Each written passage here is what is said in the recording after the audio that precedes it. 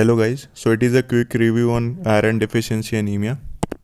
तो क्या होता है? Due to decreased levels of iron, decrease iron means decrease haem means decrease haemoglobin and then microcytic anaemia. तो ये इंपॉर्टेंट है, microcytic anaemia most common type of anaemia होता है। Lack of iron is the most common nutritional deficiency in the world, affecting रफली 1/3 of world's population. Iron is consumed in haem and non haem forms. Haem form किससे derive होता है? Meat से, और non haem form किसमें? Vegetable से। अब next क्या है? आयरन का मेटाबॉलिज्म देखते हैं। एब्जॉर्प्शन अकर इन द डुओडिनम, है ना। तो हमारा क्या हुआ? जब आयरन का इंटेक हुआ तो एब्जॉर्प्शन क्या होगा? डुओडिनम में। वहाँ से क्या होगा? एंटेरोसाइट्स। एंटेरोसाइट्स क्या होते हैं? इंटेस्टाइन की सेल्स, जो डुओडिनम की सेल्स होंगे। Enterocytes have heme and non heme DMT1 transporters. The heme form is readily absorbed. Important है, हीम फॉर्म रेडली एब्जॉर्ब मतलब जो मीट में आयरन होता है वो आसानी से एब्जॉर्ब हो जाता है। Enterocytes transport iron across the cell membrane into blood via ferroportin. तो इसको डायग्राम से देख लेते हैं।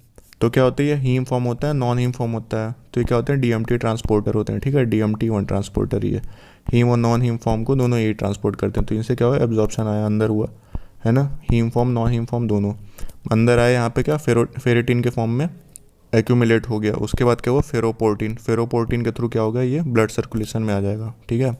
तो वही लिखा हुआ, enterocytes transport iron across the cell membrane into the blood via ferroportin. Transferrin transport iron in the blood and delivers it to liver and bone marrow macrophages for storage. तो इसको भी डायग्राम से देख लेते हैं। ये है ट्रांसफेरिन, ठीक है। प्रोटीन होता है प्लाज्मा में, ये आयरन आया उसके तो क्या करेगा? ट्रांसफेरिन इसको ट्रांसफ़र करेगा कहाँ? लीवर में, है ना, मैरो में। वहाँ पे किसमें? मैक्रोफेज में जाके स्टोर हो जाएगा। Stored intracellular iron is bound to ferritin. ये इंपॉर्टेंट है, ठीक है। जो इंट्रासेलुलर आयरन है वो किससे? फेरिटिन प्रोटीन होता है, उससे बाइंड कर जाता है। Which prevents iron from forming free radicals via the Fenton reaction. अगर आयरन फ्री फॉर्म में हुआ तो क्या? फ्री रेडिकल्स फॉर्म करेगा, इसलिए किससे? फेरिटिन प्रोटीन से बाउंड होता है। तो अभी फेरिटिन टेस्ट देख लेते हैं क्या होता है। Ferritin is the blood protein that contains iron. A ferritin test help your doctor understand how much iron in your body stores. If a ferritin test reveals that your blood ferritin level is lower then normal, it indicates your body iron stores are low and you have iron deficiency. अगर adequate iron level है, ठीक है, तो हमारी क्या होगा? Marrow की जो मैरो और लीवर की मैक्रोफेज हैं उनमें फेरिटिन के साथ अटैच होकर वहाँ पे डिपोजिट हो जाएगा। और अगर हमारे पास एडिक्वेट स्टोर्स हैं तो कुछ हमारे ब्लड में भी होते हैं, मतलब फेरिटिन हमारे ब्लड में भी होते हैं, मैक्रोफेजेस होती हैं, ठीक है। तो उनमें फेरिटिन के फॉर्म में स्टोर रहता है। तो उससे हम अपन चेक कर सकते हैं कि फेरिटिन एडिक्वेट है कि नहीं, मतलब आयरन एडिक्वेट है कि नहीं। अगर वो कम हुआ तो आयरन डिफिशियंसी एनीमिया हो सकता है। उसके बाद नेक्स्ट क्या है? Laboratory measurements of iron status. पहला सीरम आयरन, ये क्या करता है? Measure of iron in the blood. अगर हम सीरम आयरन चेक करेंगे तो ये क्या बताएगा कि हमारे ब्लड में कितना आयरन है। टोटल आयरन बाइंडिंग कैपेसिटी, तो ट्रांसफेरिन होता है, ठीक है, जो ट्रांसफेरिन दिखाया था, ट्रांसफेरिन ब्लड में, ये ट्रांसफेरिन प्लाज्मा ट्रांसफेरिन जो आयरन को क्या करता है? ट्रांसपोर्ट करता है ब्लड में। Total binding capacity TIBC, measure of transferrin molecules in the blood, ठीक है। अगर आयरन की कमी है तो हमारे जो ट्रांसफेरिन प्रोटीन क्या होते हैं वो बढ़ जाते हैं, ठीक है। तो अगर ज़्यादा ट्रांसफेरिन तो ज़्यादा आयरन रिसेप्टर्स होंगे, तो उसकी वजह से क्या होगा? Total iron binding capacity increase हो जाएगी। Percent saturation, percentage of transferrin molecules that are bound by iron. Normal कितना होता है? 33%, है ना। तो ये परसेंट सैचुरेशन से अपन चेक कर सकते हैं। अगर उसके बाद नेक्स्ट क्या है? Serum ferritin reflects iron stores in the macrophage and the liver, पहले एक्सप्लेन कर दिया। उसके बाद नेक्स्ट क्या है? Iron deficiency is usually caused by dietary lack और ब्लड लॉस। ये कॉजेज है आयरन डिफिशियंसी, ठीक है। जैसे डाइटरी लॉस हो सकता है, ब्लड लॉस। इन्फेक्ट्स में क्या होता है? ब्रेस्ट फीडिंग की वजह से human milk is low in iron. Children a poor diet. Adults अगर 20 to 50 ईयर्स के बीच में तो peptic ulcer disease in males, menorrhagia और प्रेगनेंसी फीमेल्स उनमें हो सकता है। एल्डरली में क्या होगा? Colonic polyps, carcinoma in the western world, है ना, कॉज ये होता है। या फिर हुकवर्म, एंकाइलोस्टोमा डुओडेनल, निकेटर अमेरिकाना, जो ये हुकवर्म होते हैं, इनका इन्फेक्शन किस आयरन डिफिशियंसी एनीमिया होता है in developing world. Other causes include malnutrition, malabsorption and gastrectomy. Acid aids iron absorption by maintaining the Fe2 state which is more readily absorb then Fe3। Important, ठीक है। तो acid अगर है हमारे stomach में तो उससे iron क्या होगा? हमारा जल्दी एब्जॉर्ब होगा। इसके बाद नेक्स्ट क्या है? Stages of iron deficiency, important है। तो सबसे पहले क्या होता है?